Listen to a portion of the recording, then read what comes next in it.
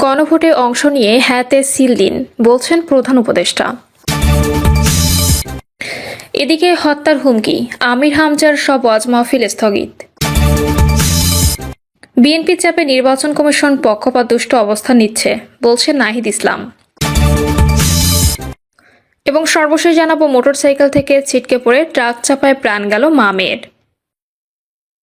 দর্শক, শুনছিলেন সংবাদ শিরোনাম, এবার জানিয়ে দিব বিস্তারিত সংবাদ। তবে তার আগে অনুরোধ থাকবে ভিডিওটিতে একটি লাইক দিন এবং ভিডিও সম্পর্কে আপনাদের গুরুত্বপূর্ণ মতামত কমেন্ট করে জানিয়ে দিন। গণভোটে অংশ নিয়ে হ্যাঁতে সিল দিন বলছেন প্রধান উপদেষ্টা। প্রত্যাশা রাষ্ট্র গড়ে তোলার জন্য গণভোটে অংশ নিয়ে হ্যাঁতে সিল দেওয়ার আহ্বান জানিয়ে জাতির উদ্দেশ্যে বার্তা দিয়েছেন প্রধান উপদেষ্টা প্রফেসর মোহাম্মদ ইউনূস। সন্ধ্যায় জাতির উদ্দেশ্যে তিনি এই বার্তা দেন। প্রধান উপদেষ্টা বলেন, আগামী নির্বাচনে গণভোটের অংশ নিন, রাষ্ট্রকে আপনার প্রত্যাশা মতো গড়ে তোলার জন্য হ্যাঁতে সিল দিন।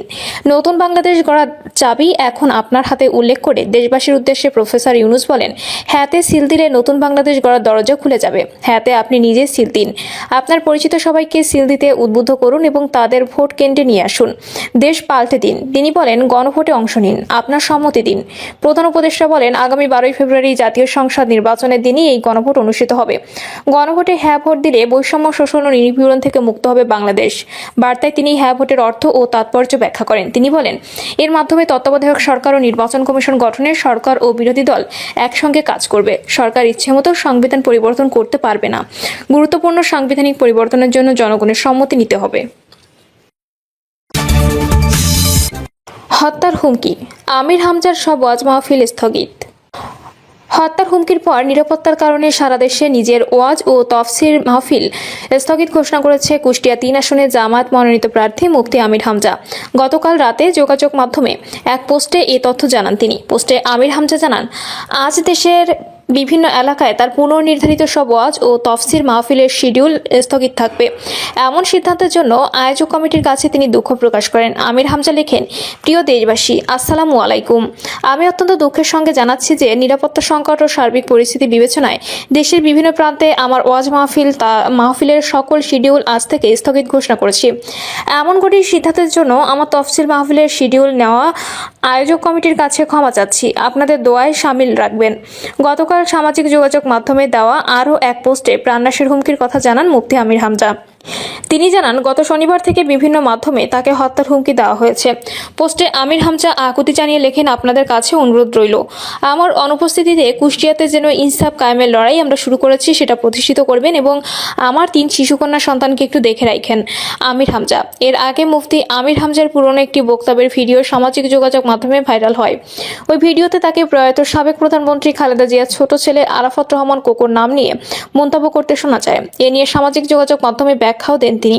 এদিকে তার এই বক্তব্যের প্রতিবাদে গতকাল কুষ্টিয়া সদর উপজেলার বরতইল মোড় থেকে নারীদের ঝাড়ু মিছিল হয়েছে। একই দিন কুষ্টিয়ার চিফ জুডিশিয়াল ম্যাজিস্ট্রেট আদালতে হামলা করেন সোলাইমান চৌধুরী শিহাব নামের এক ছাত্রদল নেতা। তিনি ইসলামী বিশ্ববিদ্যালয়ের শাখা ছাত্রদলের যুগ্ম আহ্বায়ক এবং তার বাড়ি গাজীপুর জেলায়। অপরদিকে আমির হামজাকে হত্যার হুমকির প্রতিবাদে সদর উপজেলা জামায়াতের বিক্ষোভ সমাবেশ অনুষ্ঠিত হয়। সমাবেশে বক্তব্য দেওয়ার সময় অসুস্থ হয়ে মারা যান জেলা জামায়াতের আমির অধ্যাপক মাওলানা আবুল হাশেম। বিএনপির চাপে নির্বাচন কমিশন পক্ষপাতদুষ্ট অবস্থান নিচ্ছে বলছেন নাহিদ ইসলাম। সাম্প্রতিক রাজনৈতিক ঘটনাপ্রবাহে নির্বাচন কমিশনের নিরপেক্ষতা নিয়ে গুরুতর প্রশ্ন তৈরি হয়েছে বলে মন্তব্য করেছেন জাতীয় নাগরিক পার্টির আহ্বায়ক মোহাম্মদ নাহিদ ইসলাম। তার অভিযোগ, বিএনপি ও তাদের সহযোগী সংগঠনের চাপের মুখে নির্বাচন কমিশন পক্ষপাতদুষ্ট অবস্থান নিচ্ছে, যা অব্যাহত থাকলে আসন্ন নির্বাচন বিতর্কিত হয়ে উঠবে। এর দায় শেষ পর্যন্ত অন্তর্বর্তী সরকার ও প্রধান উপদেষ্টা ডক্টর মোহাম্মদ ইউনূসকে নিতে হবে বলে তিনি সতর্ক করেন। নাহিদ ইসলাম বলেন, সাম্প্রতিক কয়েকদিনের ঘটনাপ্রবাহে নির্বাচন ও সমসাময়িক রাজনীতি গুরুতরভাবে প্রশ্নবিদ্ধ হয়ে পড়েছে। এই পরিস্থিতিতে নির্বাচন কমিশন ও মাঠ প্রশাসনের নিরপেক্ষতা না থাকলে আসন্ন নির্বাচন বিতর্কিত হবে এবং এর দায় অন্তর্বর্তী সরকার ও প্রধান উপদেষ্টা ডক্টর মোহাম্মদ ইউনূসের উপরই বর্তাবে। সরকার সর্বোত্তম নির্বাচন উপহার দেওয়ার আশ্বাস দিলেও বাস্তবে সেই পরিবেশ দৃশ্যমান নয়। দ্বৈত নাগরিকত্ব ও ঋণখেলাপি প্রার্থীদের বিষয়ে সংবিধান ও আইনের সুস্পষ্ট প্রয়োগ না করে নির্বাচন কমিশন ভুল ব্যাখ্যার মাধ্যমে তাদের নির্বাচনে অংশ নেওয়ার সুযোগ দেওয়ার চেষ্টা করছে, যা কমিশনের এখতিয়ার বহির্ভূত। তিনি অভিযোগ করেন, বিএনপি ও তাদের সহযোগী সংগঠনের চাপ, নির্বাচন কমিশনের সামনে মব সৃষ্টি এবং আগাম প্রভাব বিস্তারের কারণে কমিশন ক্রমেই পক্ষপাতদুষ্ট আচরণ করছে। সংবিধানের ব্যাখ্যা দেওয়ার ক্ষমতা একমাত্র সুপ্রিম কোর্টের, নির্বাচন কমিশনের নয় বলেও তিনি উল্লেখ করেন। নাহিদ ইসলাম বলেন, দ্বৈত নাগরিকত্ব বা ঋণখেলাপি যে দলেরই হোক না কেন, আইনের প্রয়োগ সবার জন্য সমান হওয়া উচিত।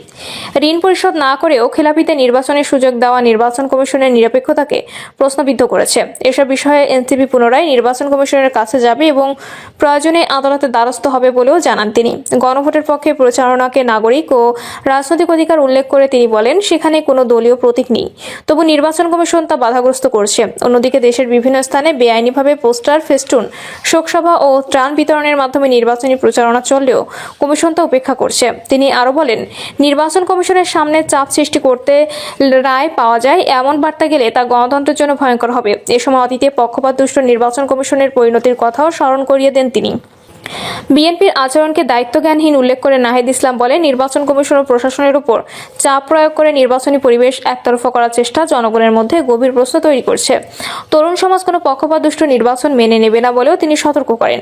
সুষ্ঠু ও নিরপেক্ষ নির্বাচন সংস্কারের পক্ষে গণভোট এবং নতুন বাংলাদেশের প্রত্যাশা থেকে এনসিপি সর্বাত্মক সহযোগিতা অব্যাহত রাখবে। তবে সরকার ও নির্বাচন কমিশনের কাছ থেকে নিরপেক্ষ অবস্থানই তাদের প্রধান দাবি। সংবাদ সম্মেলনে আসিফ মাহমুদ সজীব ভুঁইয়া বলেন, আগের বিতর্কিত নির্বাচনের মতো এবারও দ্বৈত নাগরিক ও ঋণখেলাপিতে নির্বাচনে অংশগ্রহণের সুযোগ দেওয়া হচ্ছে। এতে নির্বাচন কমিশনের নিরপেক্ষতা নিয়ে জনমনের শঙ্কা তৈরি হয়েছে। তিনি ঢাকা 11 আসনে এনসিপির প্রার্থী নাহিদ ইসলাম এবং ঢাকা 8 আসনে প্রার্থী নাসিরউদ্দিন পাটোয়ারীকে শোকজ করার ঘটনাকে উদ্দেশ্যপ্রণোদিত ও পক্ষপাতদুষ্ট বলে উল্লেখ করেন। তার দাবি, ছবিসহ প্রচারণার অভিযোগ আনা হলেও সেটি ছিল গণভোটে হ্যাঁ ভোটের প্রচারণা, যা আচরণবিধি লঙ্ঘনের মধ্যে পড়ে না। এনসিপির অভিযোগ, অন্যান্য রাজনৈতিক দলের প্রার্থীরা প্রকাশ্যে প্রতীক, পোস্টার ও শীর্ষ নেতাদের ছবি ব্যবহার করে প্রচারণা চালালেও তাদের বিরুদ্ধে কোনো ব্যবস্থা নেওয়া হচ্ছে না। অথচ এনসিপির প্রার্থীদের বিরুদ্ধে নির্বাচন কমিশন ও রিটার্নিং কর্মকর্তার যোগসাজশে শোকজ দিয়ে মিডিয়া ট্রায়াল চালানো হচ্ছে। সজীব ভুঁইয়া বলেন, নীতিমালা ও আইন সবার জন্য সমানভাবে প্রযোজ্য না হলে নির্বাচন কমিশন ও পুরো নির্বাচন ব্যবস্থা প্রশ্নবিদ্ধ হবে। তিনি শোকজ নোটিশ প্রত্যাহার এবং বিষয়টি দ্রুত সমাধানের দাবি জানান। এনসিপির এই নেতা আরও বলেন, ইলেকশন কমিশনের আচরণে লেভেল প্লেইং ফিল্ড নষ্ট হচ্ছে এবং সুষ্ঠু নির্বাচন নিয়ে আস্থা কমছে। গণভোট নির্বাচন নিয়ে দ্বন্দ্ব তৈরি হয়েছে, যা গণতন্ত্রের জন্য হুমকি। এই পরিস্থিতি চললে দল ও জোট ঐক্যবদ্ধভাবে মাঠে নামবে। তবে লক্ষ্য আন্দোলন নয়, সুষ্ঠু নির্বাচন। কোনো পরিকল্পিত বা ইঞ্জিনিয়ার্ড নির্বাচন মানা হবে না।